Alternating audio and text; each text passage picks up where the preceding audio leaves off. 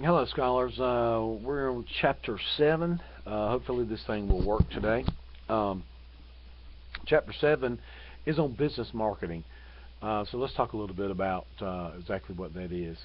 What is business marketing? It's the marketing of goods and services to individuals and organizations for purposes other than personal consumption. Um, we have different types of business products. They're used to manufacture other products. They become part of another product. Uh, they aid the normal operation of an organization, and they are acquired for resale without change in the form. The key here is the intended use of the product. Um, Business marketing and the internet. So, what is the role of the internet in business marketing? Well, first of all, we have business to business electronic commerce. That's the use of the internet to facilitate the exchange of goods and services. Um, so, how do you measure online success?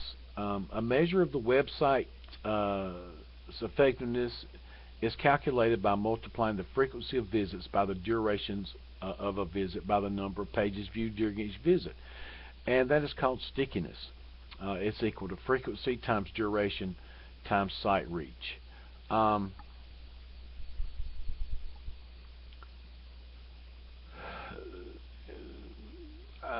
in your book, you have a section on the evolution of e-business initiatives. Go over that. Make sure you kind of look at that. Um, what is the role of relationship marketing and a strategic alliance in business marketing? Well, what is relationship marketing? That's having loyal customers that are more profitable than price-sensitive customers with little brand loyalty. Um, and if you can build a long-term relationship with these people, you're going to have competitive advantage. Uh, Loyalty is critical in any business. A strategic alliance, obviously, that would be licensing or distribution of agreements, joint ventures, research, development, consortia, partnerships. Um, well, you have relationships that can be in other cultures. Kirutsu relationships are highly integrated. Um, these companies have executives sitting on each other's boards. They maintain dedicated trade efforts, and there's a joint development um, as far as the finance and marketing is concerned. Now, there are some four major categories of business market. Number one, you have producers or OEMs. You have number two is resellers, which are wholesalers and retailers. You have the government, which would be federal, state, and local, and then you have institutions. These would be schools, churches, civic clubs, non-business organizations, hospitals, unions, foundations, um, colleges, and fraternal groups. Um, all right, let's talk about the North American Industry Classification System. That is a detailed numbering system developed by the USA, Canada, and Mexico to classify North American product business established by their main product processes. Um, they have codes, they have sectors, levels, group, and so they're just given various numbers to um, place them where they need to be in the hierarchy. All right, NAICS provides a common industry classification system. Um, it's a valuable tool for marketing and analyzing segment and target markets. It also provides data that can be used to determine the number, size, and geographic dispersion of firms. All right, let's talk about a business market versus a consumer market. So, what is the difference? Um, uh, I think when you look at demand and then you look at the business market versus the consumer market, it all boils down to being organizational, which will be business, to individual, which will be the consumer. The volume in the business market, obviously, would be larger than the consumer market. The number of customers, in the business market, you would have fewer. Some of you are going to say fewer customers. You would have fewer than in the individual consumer market. Your fewer would generate more sales, however. Location in business is generally concentrated, in the consumer is dispersed. Distribution in the business is more direct, and then you have these various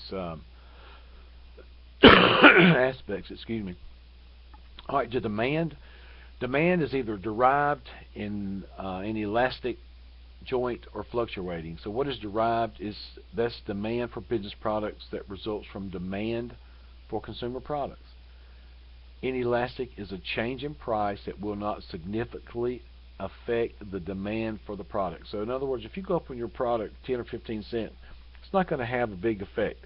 It's usually the larger prices, depending on what you're selling, that would have a tremendous impact. Joint demand is multiple items are used together in the final product. The demand for one product affects all.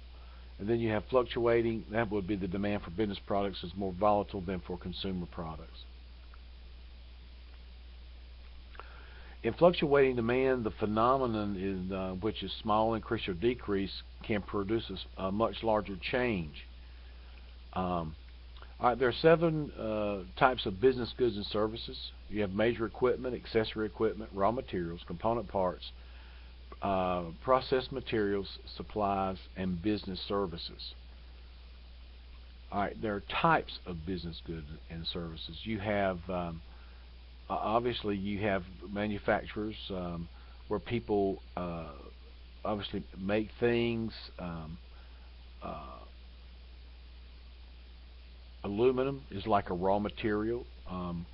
Some type of extruding machine would be a major equipment. A tool cart would be an accessory equipment. Uniforms are often a type of contracted service. Paper would be a supply.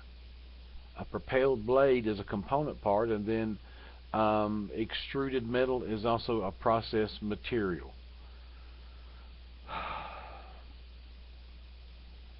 All right, let's talk a little bit about business buying behavior. What are some of the aspects? There are buying centers. There's certain evaluative criteria, buying situations, business ethics, and customer service. Now, all these are critical. A buying center is all those people in an organization who become involved in the purchase decision. There's a number of people involved, varies with each decision, and buying centers do not appear on any type of formal organizational chart. The roles, you have the initiator, the decider, influencer, gatekeepers, purchaser, and the user. Evaluative criteria, obviously, you want quality. Number 2, I can't say this enough, customer service, and number 3 is price. Let's talk about buying situations just momentarily. A new buy is a situation that requires the purchase of a product for the first time. You have a modified rebuy. That's where the purchaser wants some change in the original good. And then you have a straight rebuy, in which the purchaser reorders the same goods and services that he or she might have. Customer service, you divide customers into groups based on their value. You create policies that govern how service will be allocated among the various groups. And again, customer service is just so critical.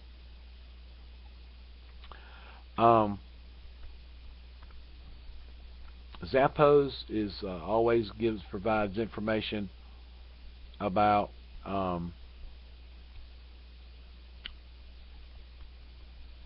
their organization.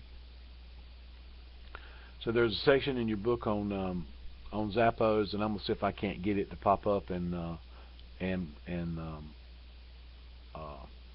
play. So just remember to